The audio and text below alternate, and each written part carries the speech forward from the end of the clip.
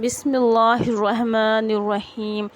और इससे बेहतर किसकी बात हो सकती है जो लोगों को खुदा की तरफ बुलाए और ख़ुद भी नेक अमल करे और कहे कि मैं फरमाबरदारों से हूँ। और नेकी और बदी बराबर नहीं होती बल्कि हर एक का असर जुदा है।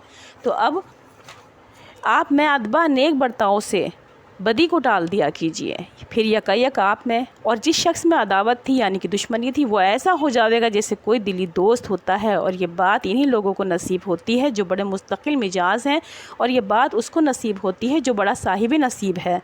और अगर ऐसे वक्त में आपको शैतान की तरफ से कुछ वसूसा आने लगे तो फ़ौरन अल्लाह की पनाह मांग लिया कीजिए। बिलाशुबा वो खूब सुनने वाला है, खूब जानने वाला है।